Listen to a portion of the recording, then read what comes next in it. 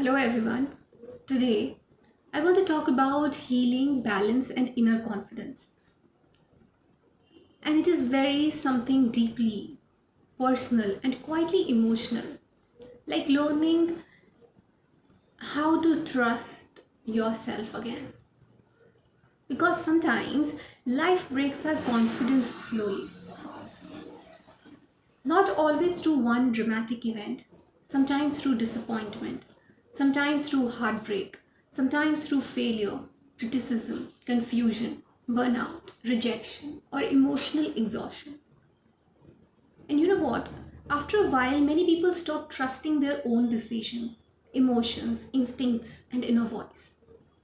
They begin overthinking everything. I've been in that condition.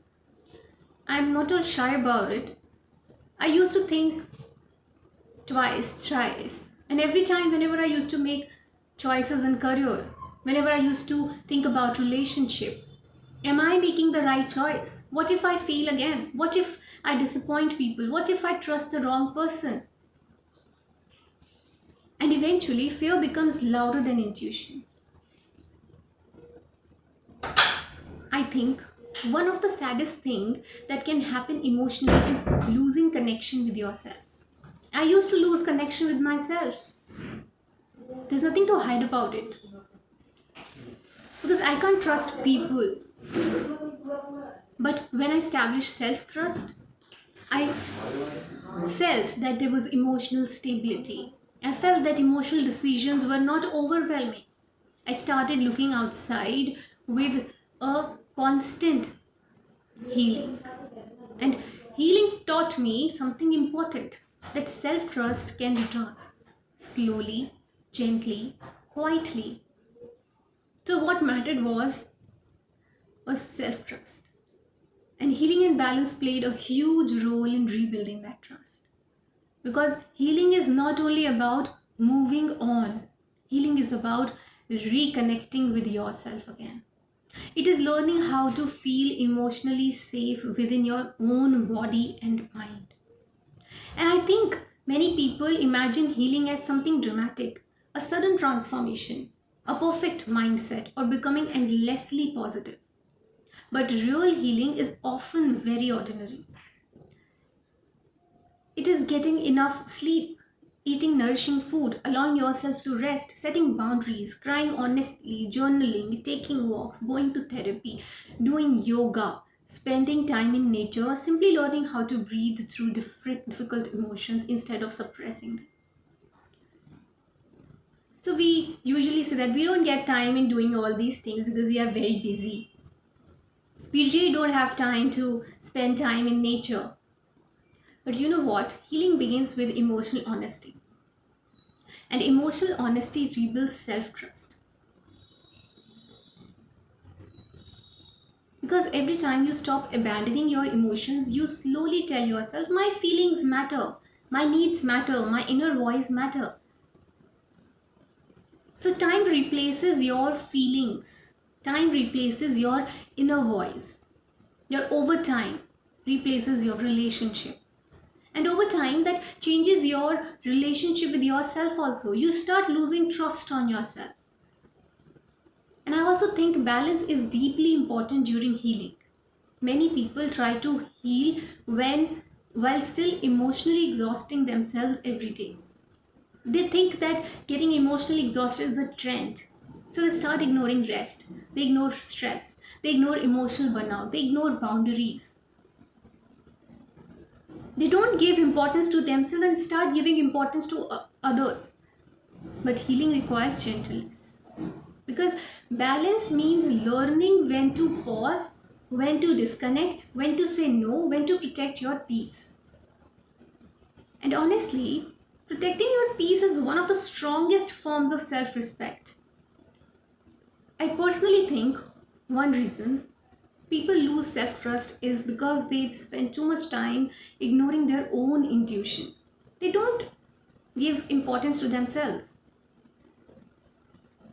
Sometimes deep inside, we already know a relationship is unhealthy, a situation is draining, a habit is hurting us, or a lifestyle is emotionally unsustainable.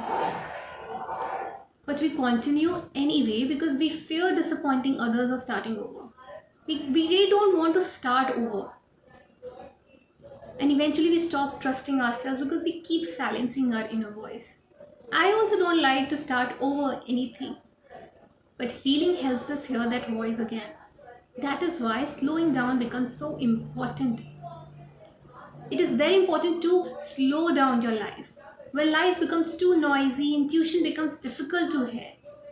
Constant social media, constant comparison, constant pressure, constant opinions, all of it creates emotional confusion. But quiet environments help clarity return. It helps in returning the clarity. And this is one reason yoga, meditation, wellness routines, and peaceful habits can be deeply healing. They say yoga is just for all those who really don't want to stay fit, but yoga is not only physical movement, it is emotional grounding activity. It teaches awareness, presence, stillness, breath. And like in the earlier videos also, I've always mentioned about stretching, which is quiet exercise. It's sitting in silence after a long day. You begin reconnecting with yourself again. Your nervous system softens, your breathing slows, your thoughts become clearer, and healing quietly begins there. And you know why? Because you start connecting with the nature.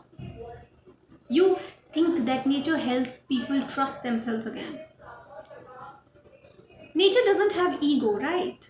Nature is just as nature. And there's something emotionally calming about sitting near water, watching rain, walking among trees, or simply feeling fresh air after an overwhelming day. Right? Nature doesn't compete with each other, nature doesn't compare, and nature reminds the body that not everything needs to be rushed. You are just there like a stillness, you're feeling the stillness. And perhaps that is why so many people feel emotionally lighter after spending time in peaceful places. They feel emotionally lighter. They say that healing environments matter. The environment around us affect the mind within us. So why does that happen? That happens just because that includes the people around us, the conversations we consume, the media we constantly watch, the noise we tolerate, and even the spaces we live in. You know why? Because if your environment constantly creates stress, criticism, pressure, or emotional instability, it becomes difficult to hear yourself clearly. You don't want to do that job because you have lot of caliber. That is why healing often requires creating softer routine and safer emotional spaces. Take out some time in the middle of the chaos, and then you will realize something important. Like healing does not mean becoming fearless. I took out some time. I started rejecting job offers. Healing means becoming emotionally stronger and more compassionate towards yourself. Then I realized that I had lots of voices around my persona. You know why? Because I started trusting myself and my potential. It never gave anyone to point out the mistake. And it is about believing even if I make mistakes, I can still handle life. Like I can learn, I can recover, I can begin again. And that is real self trust. So self trust used to disappear, and gradually, mistakes used to become a part of our life. But during healing, it gets disappeared. We can trust again. But perfection is not healing. It doesn't mean that you're supposed to be perfect every time. Self awareness is healing. You're self aware about yourself, right? Growth is healing. Rest is healing. Forgiveness is healing. Balance is healing. Forgive the person and forget about that person. I think journaling can also help rebuild the self trust. Writing honestly allows emotions to leave the mind and become visible. Sometimes clarity appears when feelings finally have space to exist openly. Simple reflection questions can help. What emotions have I been ignoring? What environments drain me emotionally? What actually brings me peace? When do I feel most emotionally balanced? So, okay, so if we combine all these together, we can say that how and what kind of life feels sustainable for me. So, what is sustainability for us? For me? So, these questions slowly reconnect you with yourself. What is that sustainable life? You can share your comments in the below section, because I also believe that healthy routines rebuild emotional stability, like things like sleeping properly, drinking enough water, moving your body, eating nourishing food, limiting overstimulation, and practicing mindfulness. All this we require in our life. During the exams also, or during the final exams also, we start getting worried much, but we don't perform it. But healing creates steadiness, and steadiness helps self-trust grow. Because when you consistently care for yourself, your mind slowly begins believing I am safe with myself. And that is powerful. Okay, and taking exams is not a fear. You're not getting scared of taking exams. You're supposed to appear for the exam. So, giving exams is the best activity to overpower your fear. They'll never criticize you, they'll always give you the fact. And you know what? Everyone feels emotionally lost sometimes. Everyone has moments where they question themselves.